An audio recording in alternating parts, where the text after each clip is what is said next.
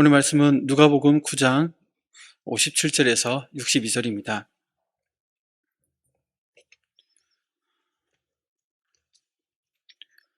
누가복음 9장 57절에서 62절 말씀 우리 함께 한 목소리로 읽도록 하겠습니다. 함께 읽겠습니다. 길 가실 때에 어떤 사람이 여짜오되 어디로 가시든지 나는 따르리이다. 예수께서 이르시되 여우도 굴이 있고 공중의 새도 집이 있으되 인자는 머리 둘 곳이 없도다 하시고 또 다른 사람에게 나를 따르라 하시니 그가 이르되 나로 먼저 가서 내 아버지를 장사하게 허락하옵소서.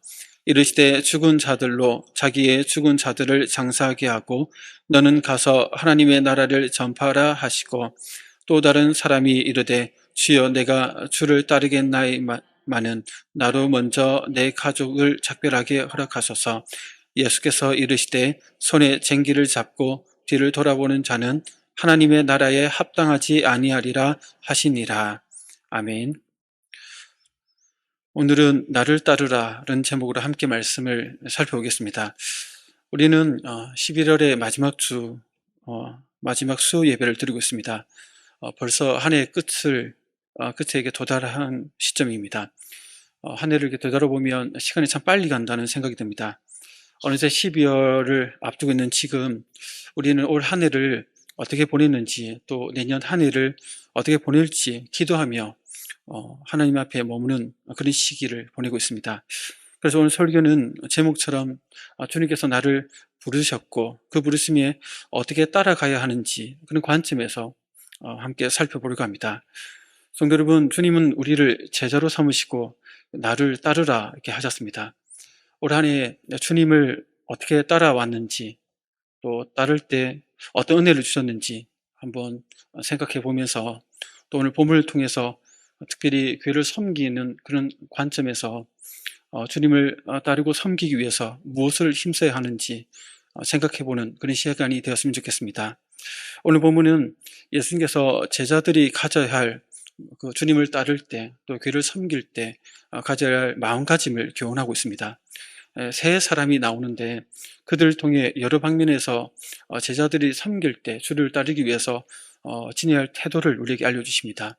이는 문맥상 예루살렘으로 향하고 있으면서도 제자들은 그 길의 의미를 알지 못했기 때문에 이런 교훈들을 계속해서 주고 계십니다.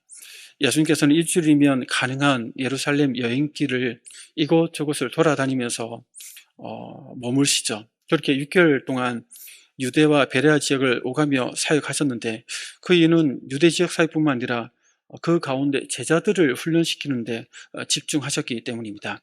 앞서 살펴봤듯이 예수님은 자신이 예루살렘으로 가는 길이 곧 십자가로 향하는 길임을 아셨고 또 그것을 예고하셨고 또 그 주님의 뜻에 순종하셨습니다.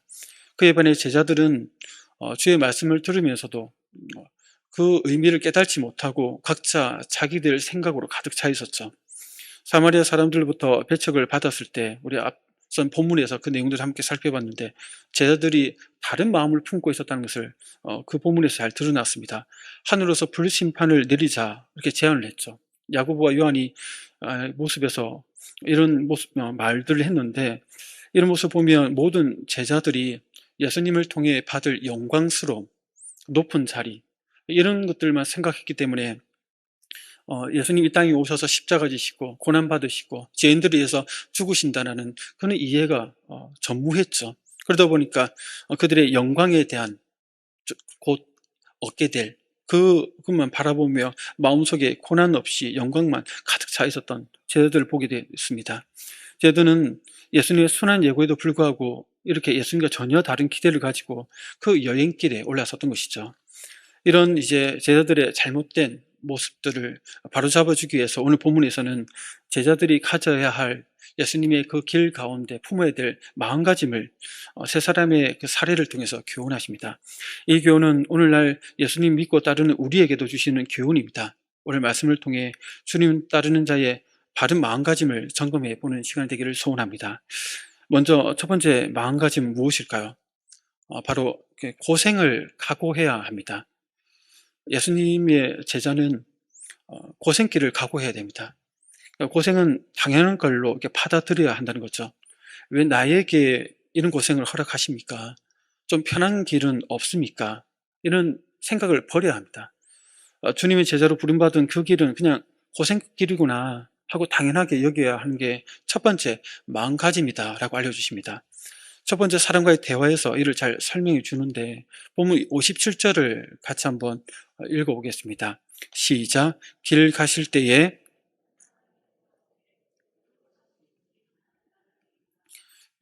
오늘은 목소리가 참 작으시네요. 다시 한번 읽어보겠습니다. 시작. 길 가실 때에 어떤 사람이 여짜오되 어디로 가시든지 나는 따르리이다. 아멘. 그러니까 예루살렘 여정 중에 한 사람이 어디든지 예수님을 따르겠다라고 이렇게 자원했습니다. 귀하죠. 그분의 모습이 참 귀합니다.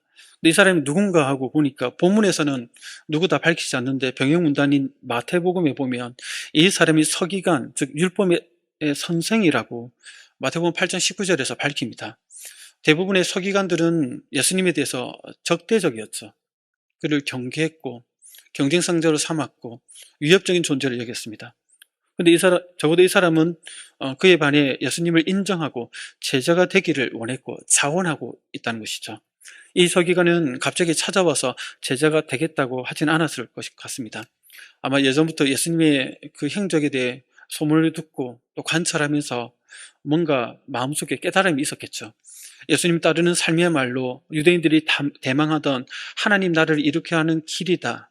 그 길이 될 수 있다라고 나름대로 어떤 확신을 가졌던 것 같습니다.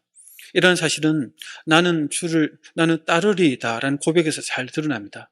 여기서 따르겠다는 고백은 자신의 고백이 얼마나 단호한 결단인지, 얼마나 굳은 의지인지를 이렇게 보여주죠. 서기관의 이러한 결단은 메시아 왕국의 영광을 바라본 컷에서 나온 결단이었습니다. 그러나 그는 여기서 한 가지 사실을 놓치고 있었죠.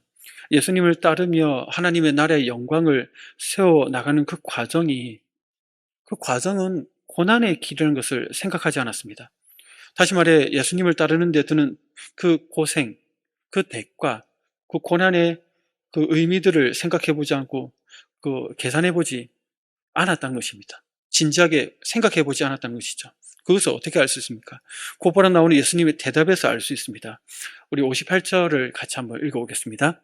예수께서 이르시되 여호도 굴이 있고 공중의 새도 집이 있으되 인자는 머리 둘 곳이 없도다 하시고. 아멘. 예수님의 대답 속에는 나를 따르겠다고 하는데 그 대가를 생각해 보았느냐라는 물음이 들어가 있습니다. 하나님이 지으신 대부분의 피조물이 생활하고 잠을 잘 수 있는 따뜻한 보금자리가 있죠. 하지만 예수님은 머리에 둘 곳이 없다 이렇게 대답하셨습니다.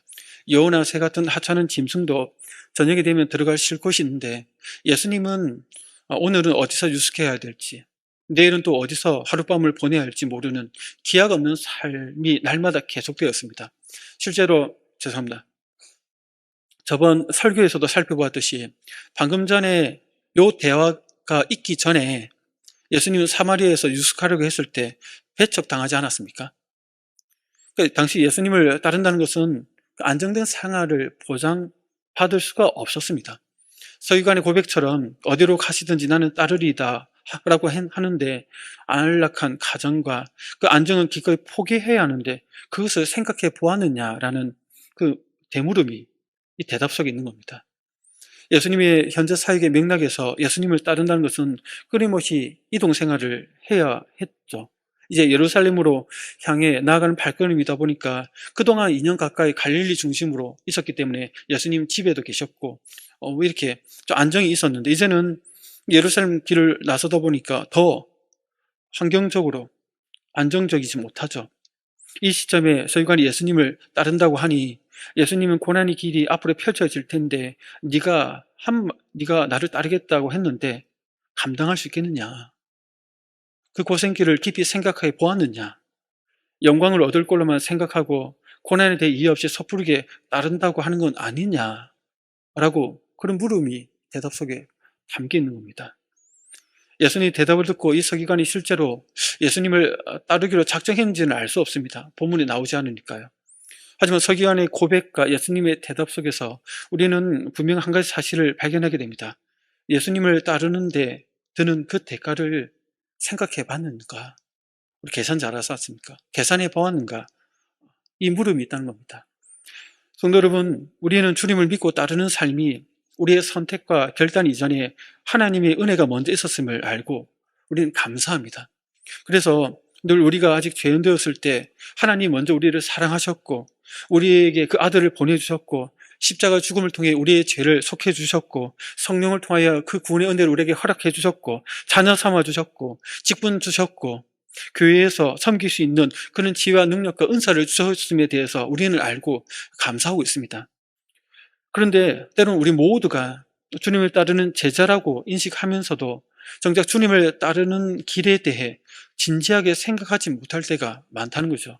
남들이 하니까 나도 긍정적으로 막 하려고 덤벼들 때도 있고, 또 어떤 분들은 인간적인 계산기만 두드려서 주님을 따르면 나에게 이런 큰 복을 주시겠지, 받을 복을 생각하고만 좋은 것만 생각하고 주님을 따르는 로고 할 때도 많다는 겁니다. 이렇게 서기관처럼 주님을 따르겠다 하는데 그 내면의 동기를 보면 남들이 하니까 또는 복을 받는다라는, 어찌 보면 좀 순수하게 보일 수도 있지만 어떻게 보면 자기중심적인 그런 계산만을 가지고 따를 때가 우리가 있다는 것입니다. 그럴 때 물론 이런 잘못된 동기만은 있는 것은 아니죠.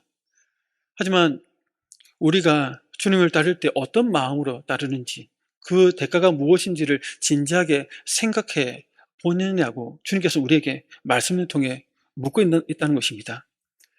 주님을 따르는 제자의 길이 고생길이라는 것은 어떻게 보면 우리는 다 알고 있습니다. 그래서 또 많은 경우 많은 분들은 그것을 알면서도 그 부르심 앞에서 망설임 없이 나아가는 분들도 참 많습니다. 성도 여러분, 고생길에 들어선다는 것은 불편함을 감수한다는 것 아니겠습니까?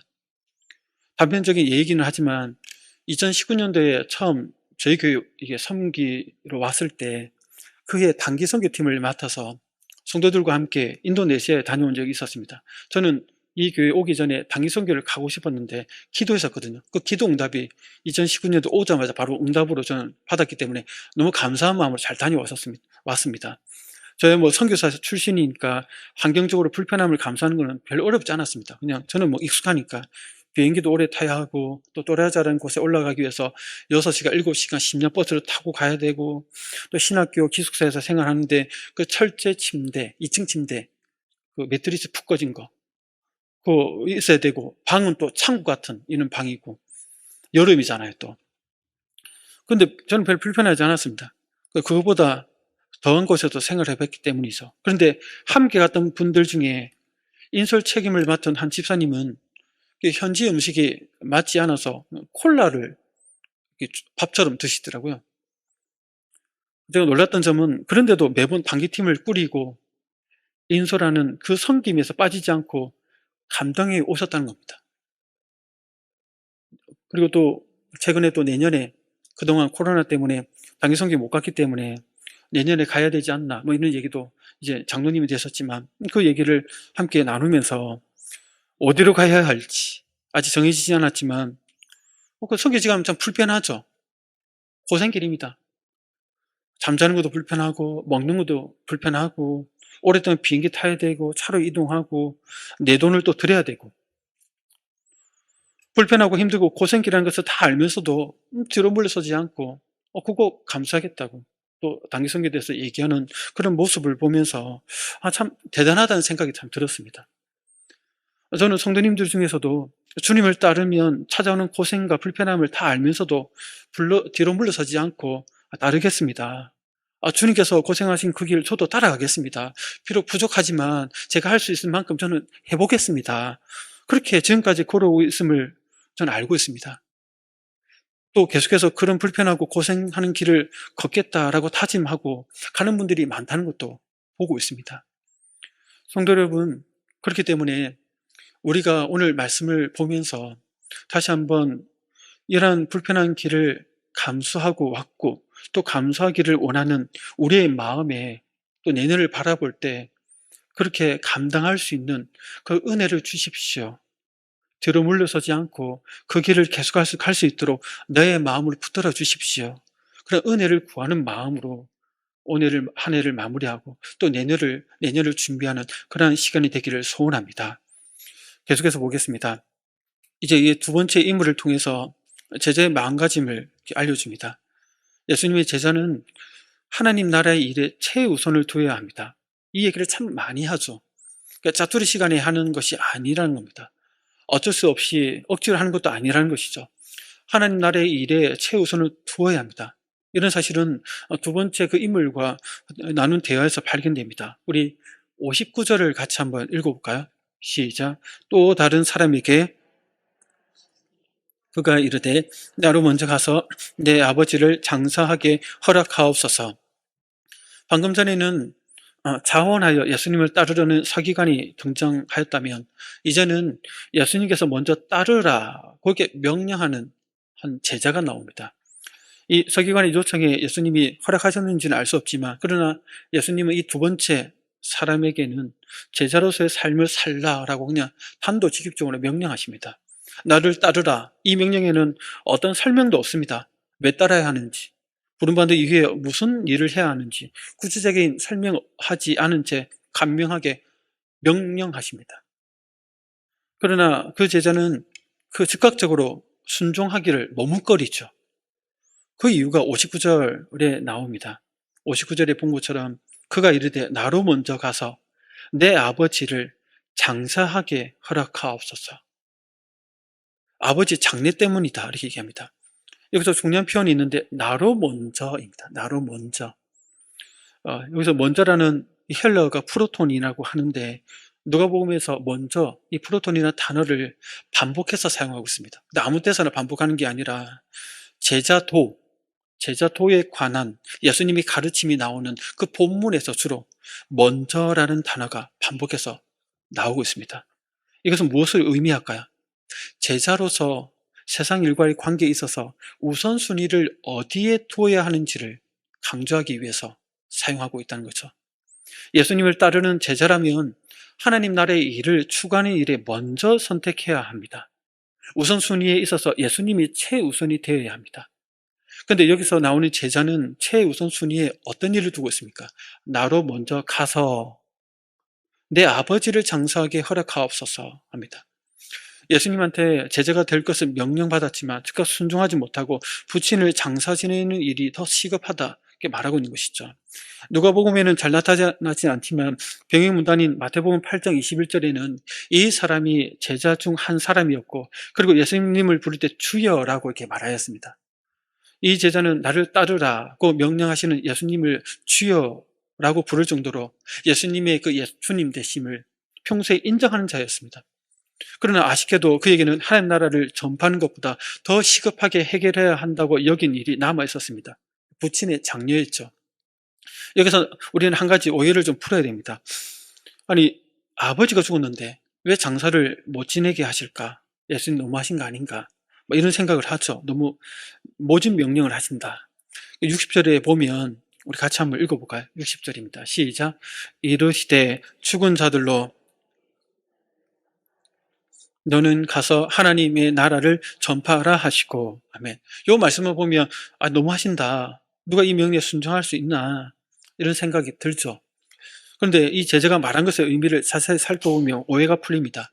내 부친을 장사하게 허락해 달라는 것은 크게 두 가지로 해석할 수 있습니다. 첫 번째 해석은 말 그대로 지금 부친이 죽어서 장사 기간 중에 있다는 거죠. 그래서 이 해석이 맞다면 예수님은 부친의 장례도 뒤로 하고 복음 전파하는 일을 먼저 하라라는 명령이 됩니다. 이 문자 그대로. 그 당시 유대인들에게 있어서 장례 기간은 7일이나 되었습니다. 유대인들은 장례식 참석을 자식된 자의 가장 중요한 의미로 여겼죠. 그래서 당시에는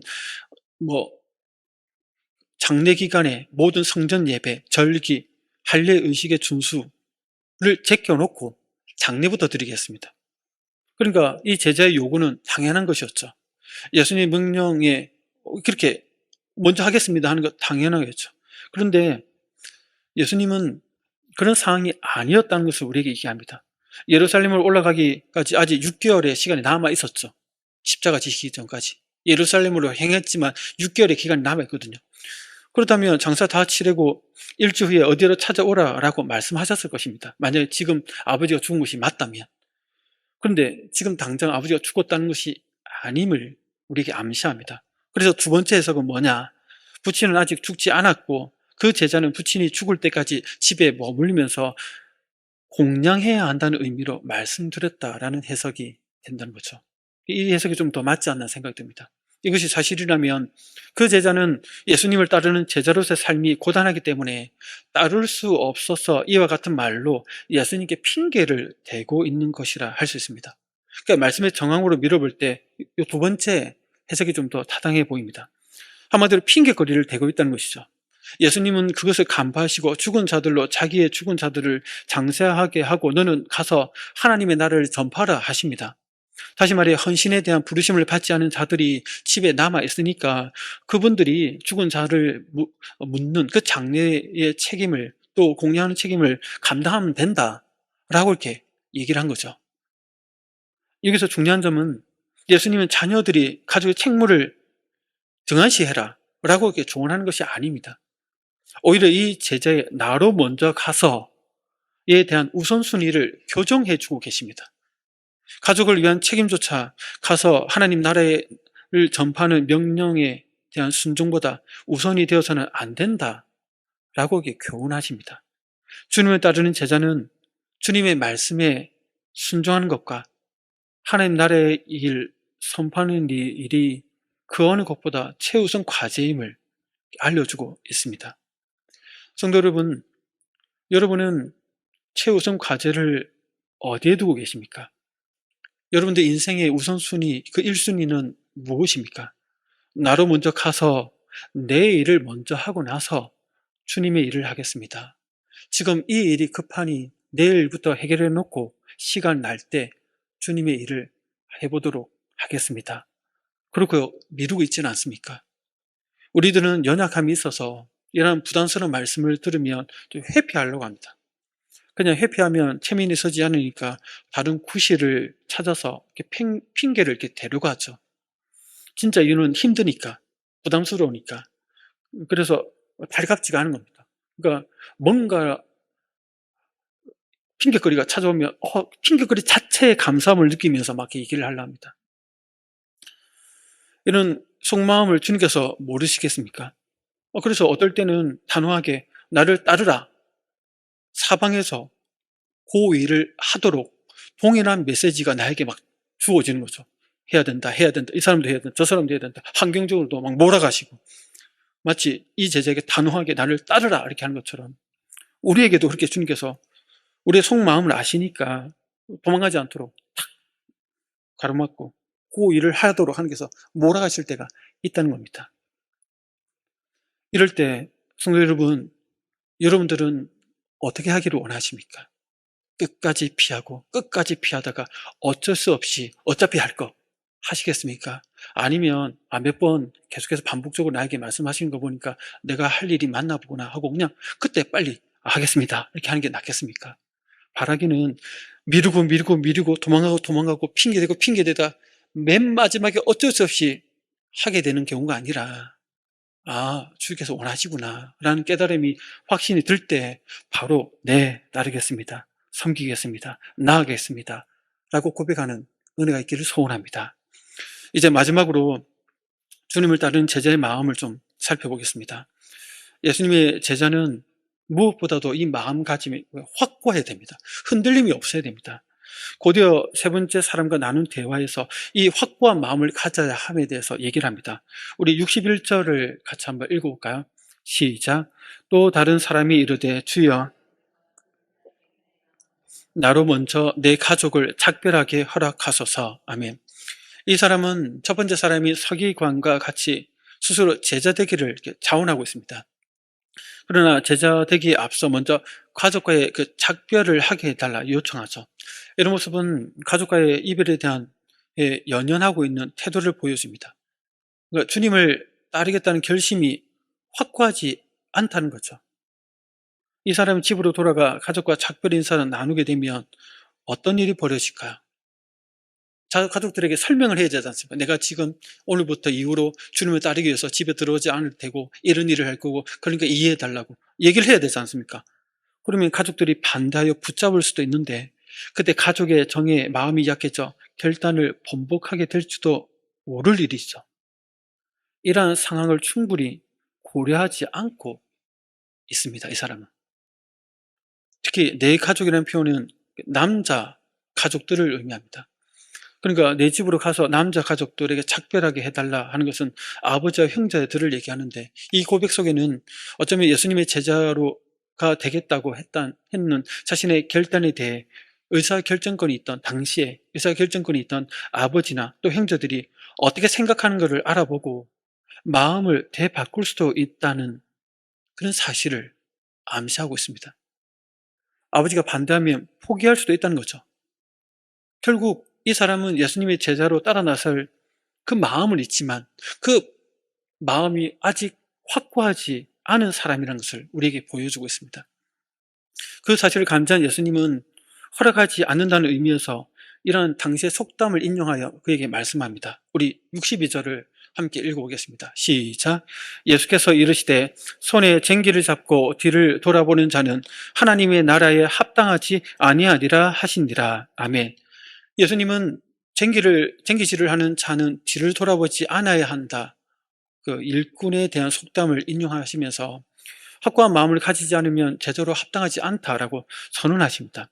쟁기를 잡고 밭이랑을 갈 때 주위를 두리뭉거리고 뒤돌아보면 밭이랑을 똑바로 갈겠습니까? 울퉁불퉁하겠죠. 구불구불하겠죠. 농사를 지을 수 없는 겁니다. 만약 그렇게 되면 엉망이 되겠죠. 이 속담의 의미는 사람이 어떤 일을 하기로 한번 결단하고 시작하면 그 이후에는 자기 결정에 대해서 갈등하거나 후회하거나 다른 사람들의 눈치를 살피지 말라라는 교훈입니다. 예수님은 이 교훈의 의미를 그대로 살려서 인용하신 것이죠. 예수님을 따르겠다고 결심한 후에도 여전히 집에 돌아가 가족에게 허락받고자 했던 이 사람에게 적절한 비유의 책망이었습니다. 예수님께서 하신 속담의 말씀은 오늘날 그분의 제자로 헌신하기로 결단한 우리에게도 해당됩니다. 주님은 중도에 후회하며 돌이키는 그는 온전치 않은 헌신을 원하는 것이 아닙니다. 지금은 이제 11월의 마지막 주입니다. 한 해 사역과 또 섬김에 마무리하는 시점이죠. 한 해 동안 섬겨오면서 성도님들의 그 섬김을 볼 때 참 고생을 많이 하셨다라는 생각이 들어서, 제가 대표는 아니지만 여러분들 섬김에 대해서 고생 많이 하셨습니다. 이렇게 칭찬, 격려를 해드리고 싶습니다. 저는 개인적으로 이야기 들어 평소보다 다른 사회까지 또 맡으면서 성도님들의 그 섬김을 더 가까이에서 더 많이 볼 수 있는 기회가 있었습니다. 다들 정말 열심히 섬기시구나. 섬김을 시작하기 전에는 부담스러워 해도 일단 시작하고 나면 어떻게 하든 잘 섬기기 위해서 애쓰는 모습에 참 대단하다, 또 감동도 있었습니다. 기억나는 것 중에 주일 전도팀이 있습니다.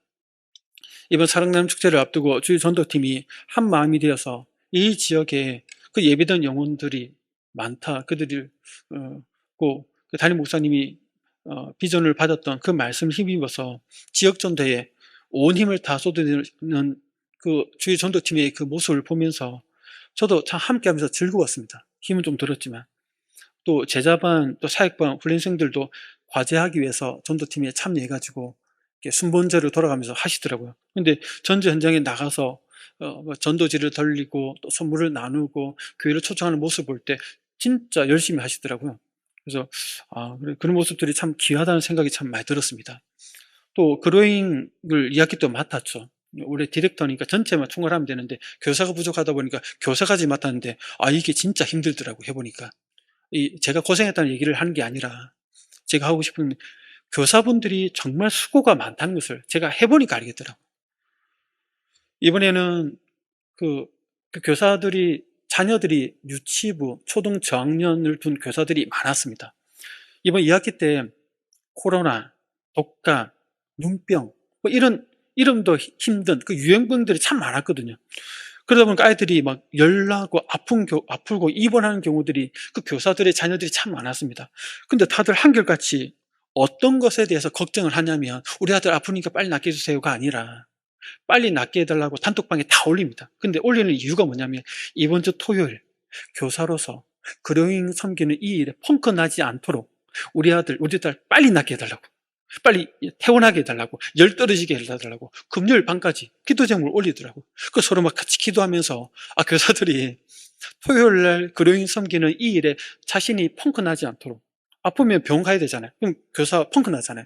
그럼 아이들 섬길 수가 없잖아요. 그러니까 그 섬김을 공석이 생기지 않도록 막 기도해달라고 단톡방에 계속 올라오는 겁니다. 2학기 내내. 그런 모습을 보면서 참 대단하다. 이 헌신도가 정말 높구나 라는 생각이 들면서 참 기뻤습니다. 또 우리 초등부도 제가 맡고 있는 부서다 보니까 얘기를 하게 되는데 초등부 교사들도 올해 좀 고생을 많이 했습니다. 작년까지 코로나가 막 끝나면서 초등부의 그 사역 100%다 못했거든요. 계획은 있지만 다 못했습니다. 근데 올해는 FM대로 초등부 행사 FM대로 100%다 했거든요. 모든 행사들을. 행사 예산이 안 잡혔는데도 예산을 아껴가면서 다 했습니다. 그러니까 가정주부들이 돌밥, 돌아서면 밥, 돌아서면 밥 힘들어하지 않습니까? 저는 이제 돌아서면 행사, 돌아서면 돌행 이렇게 계속 했거든요. 그러다 보니까 우리 부장선생님이 목사님 한 템포 쉬고 얘기합시다. 끝나자마자 바로 그 다음 행사 막 얘기를 하니까 교사들이 너무 힘들어합니다. 지칩니다. 우리 한 템포 쉬었다가 얘기해야 됩니다. 그래서 한 주 쉬었다가 바로 또 이렇게 얘기를 했거든요.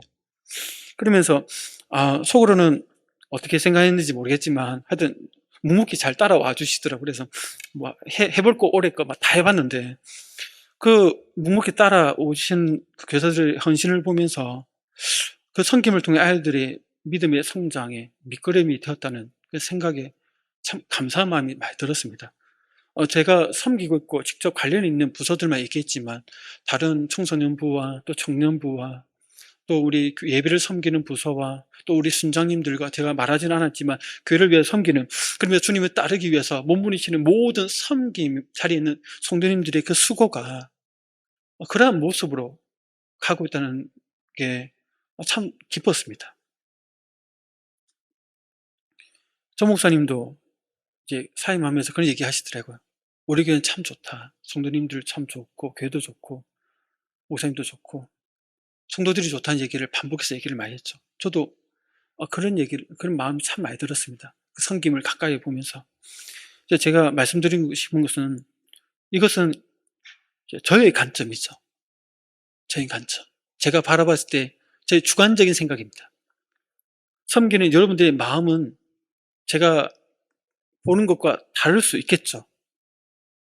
제가 묻고 싶은 것은 오늘 말씀처럼 그 과정 속에서 처음 마음 먹은 대로 흔들림 없이 지금까지 잘 달려오셨는가 하는 겁니다.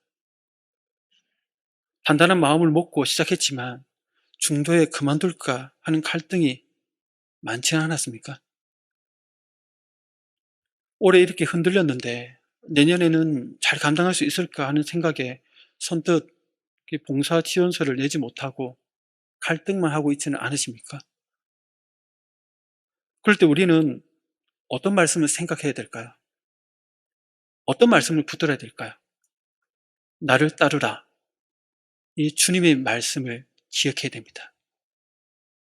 그리고 주님을 따를 때 그 마음이 흔들리지 않도록 손에 쟁기를 잡고 뒤를 돌아보는 자는 하나님의 나라에 합당하지 아니하니라. 이 말씀을 마음에 새기면서 내년에도 주님을 따르겠습니다. 온전히 따를 수 있도록 저에게 은혜를 베풀어 주십시오. 주님의 은혜 없이는 어떤 섬김도 주의 뜻 가운데 감당할 수 없습니다. 나와 우리 교회를 붙들어 주십시오. 이런 은혜를 구하며 나가는 시간이 되기를 소원합니다. 과정은 고생스럽지만 지나고 나면 이 모든 게 하나님 은혜구나.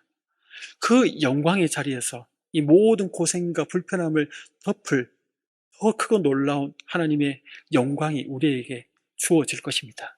비록 우리 손에 잡히지 않고 그게 보이지 않고 느껴지지 않겠지만 하나님께서 약속하신 대로 이루실 분이시기 때문에 그것을 바라보면서 올해 달려간 것처럼 내년에도 그 고생길, 그 불편한 길, 그 흔들리게, 나를 힘들게 하는 그 길을 여전히 나아가는 모든 성도님 되기를 주의 이름으로 축복합니다.